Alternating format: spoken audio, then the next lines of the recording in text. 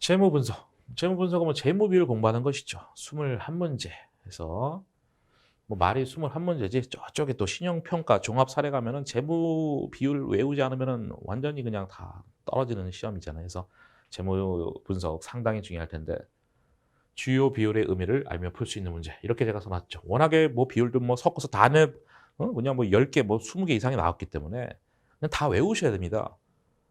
물론 아주 지엽적인 건 아니고 어느 정도 좀 지엽적인 거 수업 시간에 언급을 했지만은 야, 이거는 뭐 그렇게 중요하지 않습니다라고 해서 넘어갔던 것들. 보조 지표 중에 현금으로 이자 보상 비율. 우리 수업 시간에 다 하긴 한 겁니다. 그 정도가 좀 특이하게 나온 거고 나머지는 다 우리가 알 만한 것들 뭐 보채 비율, 이자 보상 비율, 영업이익률, 뭐 당좌 비율 등등 해서 유명한 것들 중심으로 나 있습니다. 그래서 역시 이런 특수한 것들 조금 덜 중요한 것들은 뭐 대세지장이 거의 없다. 뭐 무난하다. 중요한 것들 위주로 냈다라는 것이고 재무비율은 다 외워야 된다. 총 계산이 4문제가 나왔다. 놀랍죠, 그렇죠? 야, 계산 이거밖에 안 나왔어? 이론이 대세다, 이거 이론이. 예. 말 문제 각각의 의미를 알고 이게 큰 게 좋은지 작은 게 좋은지 그 정도 알면은 풀 수 있는 것들이 훨씬 더 많이 나온다. 계산은 꼴랑 4문제. 그래서 일회전 운전 자본 이거 다 공부한 것들이죠. 그래서 뭐 공식도 살짝 써놨는데 매출 빼기 영업이익 빼기 감가상각비에다가 일회전 운전 기간을 곱해서 하는 물론 이제 상대적으로 이제 상당히 좀 계산이 오래 걸리는 그런 계산 문제. 퍼라고 하는 주가 수익 비율 계산하는 거 ROE 다 공부한 것들이죠. 그 레버리지인데 요놈은 2개 곱한 거랑 같다라는 걸 관계를 알아야 풀 수 있는 레버리지 문제도 나왔고 해서 다 강조한 그런 얘기들인데 어쨌든 놀라운 것은 이론이 훨씬 더 많이 나온다. 핵심은 역시 공식 암기다. 공식을 다 외워야 되고 그래야 또 계산 문제 할 수 있고 당연한 얘기지만 뜻도 아셔야 되는 거지. 뜻을 알아야 이런 17문제, 이론 문제 풀 수 있잖아요. 그리고 아까도 얘기했지만 마지막에 보는 100점짜리 종합 사례에서도 핵심 중에 하나이기 때문에 수업 때 하여튼 스쳐 지나가는 그 제목 스쳐서 제가 하여튼 뭐라도 언급을 했던 것들은 다 싹 다 외우자. 이런 것들도 언급은 다 했거든요. 스쳐 지나갔지. 중요하지 않습니다 하면서 그런 거는 살짝 나온다. 중요한 게 나오고 있다. 현금으로 분석 25문제입니다. 현금으로 표 공부하는 것이죠. 이론이 19문제, 계산이 6문제에서 역시나 이론이 훨씬 더 많이 나오네요. 거의 75% 이상이죠? 75% 이상. 80% 육박하게 나오는데 영업투자재무활동 구분하는 거. 그 활동 구분이 또 메인 중에 하나잖아요. 그래서 이게 뭐 영업활동이냐 투자활동이냐 재무활동이냐 구분하는 거. 그다음 현금 수지 분석표하고 현금으로 표 차이점을 비교하는 거.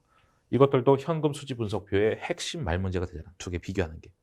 수업 때도 다 강조했던 것이고요. 그 다음에 분식회계 하면은 우리 교재에 있는 거 정말 많은 분식회계 있었지만 시험에 나올 만한 거를 제가 다 강의했는데 역시 뭐 그 강의했던 부분들에서 나왔더라고요. 뭐 개발비 중심으로 해서 분식회계 했을 때 뭐 이익이 어떠냐, 현금 흐름이 어떠냐, 영업활동 어떠냐, 투자활동은 느냐 주냐 하면서 여러 가지 내용들 다 했는데 그 자체가 그대로 나온 것이고 현금 흐름을 추정하는 방법도 다 우리 교재에서 다뤘던 것이고요. 이제 우리 요약서에도 문제 다 나온 것들입니다. 뭐 거기서는 뭐 이런 거 주로 하잖아요. 뭐 매출액이 가장 중요하다. 뭐 법인세 할 때 뭐가 중요하다 등등 하면서 다 이제 우리 문제로 봤던 것들인데 그런 것들도 이제 무난하게 나왔습니다. 그래서 우리가 공부했던 데에서 나오고 있더라. 요약서에 있는 문제들 대부분 비슷하게 나왔더라. 계산 6문제밖에 안 나왔습니다. 놀라운 거는 간접법은 하나도 안 나오고 싹 다 6개가 다 직접법. 그러니까 직접법만 6개 냈기 때문에 정말 싹 다 내버렸습니다. 영업활동, 투자활동, 재무활동 다 낸 겁니다. 두루두루 다 나왔다 직접법이. 그래서 물론 수업 시간 때도 얘기한 겁니다. 직접법, 간접법이 있는데 물론 둘 다 어렵지만 간접법이 더 어렵다. 하지만 시험은 직접법이 훨씬 더 잘 나옵니다 했는데 시험장 갔더니 실제로 그렇더라고요. 매출 현금으로 매입 현금으로 이렇게 활동별로 보여주는 게 직접법이잖아요. 이자 비용 현금으로는 다만 이제 사치 할인 발행책은 상각에 들어갔기 때문에 조금 난이도가 올라간 것이고 산업재산권 현금으로 나 이런 거 공부 안 했는데 하지만 응용할 수 있죠. 이거 해봐야 무형자산이기 때문에 무형자산 계산 나오면은 하여튼 유형자산과 똑같이 우리가 푸시면 되는 거잖아. 그래서 그런 것들도 뭐 취득, 상각, 처분해서 분기에 쫓아가시면 풀 수 있는 하여튼 유형자산 공부하면 무형자산은 우리가 응용할 수 있는데 그런 것들이고 이거 이제 투자 활동 쪽이고요. 재무 활동 쪽에서는 유동성 장기 부채 상환액이 얼마냐라는 것인데 기초 유동성 장기 부채를 상환하는 거잖아요. 그러니까 이 자체가 정답이 되는 거지. 하여튼 유동성 장기 부채 기초 기말했을 때 각각의 의미를 제가 설명드렸을 텐데 그런 것들로 이제 풀 수 있는 하여튼 직접법을 골고루 다 냈다. 시장 환경 분석입니다. 시장 환경 분석, 거시경제하고 이게 경제학이죠. 그다음에 경영학에서 뭐 산업 분석과 경영 진단인데 6문제가 나오고 10문제가 나왔다. 일단 원래 문제 자체가 많지 않죠. 그 경제 그렇게 우리 빡시게 공부했는데 물론 그때도 얘기했습니다. 이 내용이 참 어렵고 내용이 뭐 적지 않은데 문제가 적게 출제된다고 6문제밖에 안 나왔는데 그래서 깊이 있는 내용보다는 핵심 위주로 우리 뭐 교재 보면은 뭐 그래프도 있고 막 하잖아요. 물론 제가 수업 시간에 그래프 거의 뭐 설명도 안 했지. 중요하지 않다고 하면서. 그러니까 교재에 있는 거 다 볼 필요가 있는 게 아닙니다. 그러니까 제가 했던 것들이 뭐 시험에 다 나오는 건 아니겠지만은 제가 했던 것은 넘친다. 제가 했던 거 그 뭐 12시간 제가 막 강의했을 것 같은데 기본서로 그거 넘치는 거예요. 그 정도 하면 넘치니까 더 많이 하려고 하지 말자. 뭐 환율 오르면 뭐 수출 느냐 주냐 수입 느냐 주냐 이런 것들 각각의 뭐 거시 정책 수단의 각각의 뜻들 재정 정책이 뭐냐 뭐 금융 정책 뭐냐 이런 것들 그래서 경기하고 뭐 금융의 관계 경기 국면별로 금융기관에 어떤 미치는 영향 뭐 등등등 해서 뭐 큼직하게 공부하시면 됩니다. 산업분석 경영 진단은 10문제, 6, 7문제 정도는 이제 우리가 뭐 자주 공부했던 그 핵심 중지로 놨는데 3, 4문제는 하나도 별로 중요하지 않는 것들이 출제가 됐더라고요. 근데 그런 것들의 특징이 뭐냐면 상식 차원에서 풀 수 있다. 그냥 내가 한글을 알아. 또는 나는 정상적인 교육을 받았어. 그러면 이제 풀 수 있는, 이거 답 아니야? 이렇게 풀 수 있는 별로 안 중요한 것들을 냈는데 왜 이런 걸 내는지 모르겠습니다. 이런 거는 뭐 누구나 다 풀 수 있는 문제들인데 하여튼 자주 봤던 것들은 이제 한 6, 70% 정도 되는데 그런 것들 뭐 BCG 매트릭스의 뭐 각각의 뜻이 있잖아요. 뭐 동그라미가 원이 의미하는 바가 뭐냐 이런 것들. X축은 뭐냐, Y축은 뭐냐. 뭐 저 사람의 특징이 어떠냐 다 공부한 거잖아요. 뭐 집단, 진단 이런 것들은 뭐 중요하지 않지만은 수업 시간에 다 언급했던 것들인데 다음쯤 집단 진단에 해당되지 않는 것을 찾아봐라 하면서 뭐 그런 것들 해서 자주 보는 것들이 이제 한 70% 정도고 30% 정도는 뭐 이런 걸 뭐 공부하냐 뭐 이런 거 시험에 내냐 싶을 정도를 냈는데 상식 차원에서 볼 수 있더라. 그러니까 많은 시간을 투자하기는 아깝다. 뭐 그게 결론입니다. 많은 시간, 많은 문제가 출제되지도 않을 뿐더러 많이 공부해봐야 점수가 확 오르는 그런 토픽들이 아니다. 종합사례 100점이죠. 29문제. 그렇죠? 시험지가 2개가 나와요.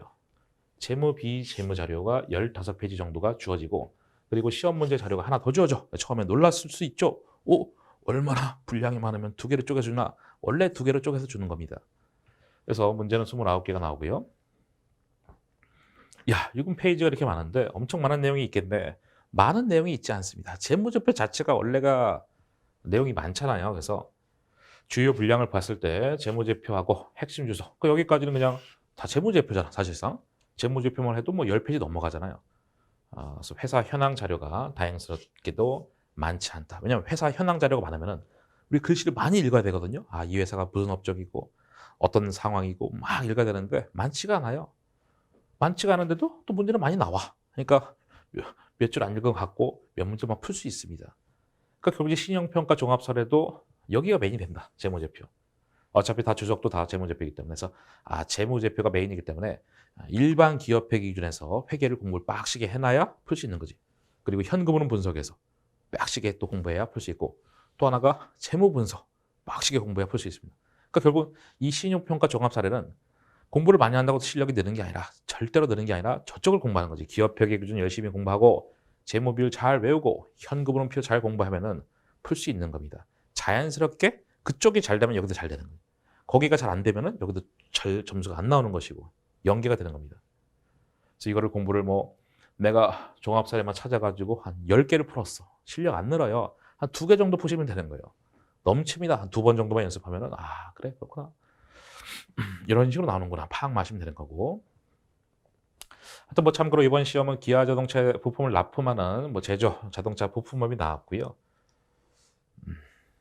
뭐 그렇게 주어졌으니까 29개 중에서 13개가 이런 문제고 그럼 16개가 계산이냐? 그쵸. 계산 쪽이 체감 난이도를 확 올렸습니다. 제가 봤을 때 일단 이론부터 보시죠. 제시된 자료 중에서 사업 현황 등 이론 문제랑 관련된 내용이 많지 않아서 체감 난이도 이론 쪽은 뭐 쉽더라. 상대적으로 쉽더라. 현황 자체가 많이 안 나왔기 때문에. 근데 그게 추세입니다. 지금만 그런 게 아니라 추세이기 때문에 체감 난이도는 높지 않다. 이런 쪽은. 문제는 이제 여기서 계산 쪽이 16개나 그 절반 이상 나오는데 이게 짜증나는 게 딱 보니까 물론 저야 뭐 그냥 보러 갔으니까 뭐 제가 뭐 이렇게 막 풀로 간 건 아니잖아요. 3개년도를 다 물어봐. 그런 것들이 상당히 많았습니다. 3개년도를. 그래서 시간이 많이 부족하겠구나. 실제로 제가 봤을 때도 뭐 늦게 가더라고. 요 마지막 시간 빨리 집에 가고 싶잖아요. 근데 뭐 다 계산기 두들겨 하는데 늦게 가시더라고 집에. 그래서 3개년도를 다. 왜냐면 단기, 전기, 전전기가 3개년도 나오는데 예를 들어서 여기 뭐 재고자산 회전기간 계산해. 그럼 다 계산해야 풀 수 있게끔. 그렇게 또 구성되어 있습니다. 그렇게 해서 그다음에 주요 비율 보시면은요. 순운전자본 차입금 상환계수. 이건 이제 주요 비율이다라기보다는 조금 약간은 어려운 지표고 약간 또는 창마다 다를 수 있는 지표다 보니까 그냥 공식 자체가 문제에서 주어집니다. 그런 것들은. 그냥 순운전자본도 유동자산 빼기 유동물체가 될 수도 있고 매출채권 더하기 재고자산 빼기 매입채권 될 수도 있기 때문에 이런 거는 이제 이의제기를 방지하기 위해서 깔끔하게 이제 주어지더라고요.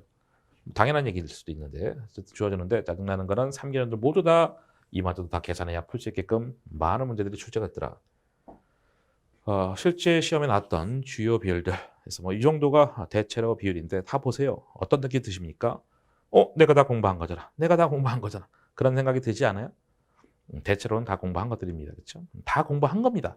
내가 기억이 나냐 안 나냐 거기서 차이지 다 공부한 것들이거든요. 그런 것들 그냥 하시던 대로 하시면 된다. 하시던 대로 하시면 된다. 예, 그래서 잠깐 쉬었다가 또 이어서 하는 걸로 하겠습니다.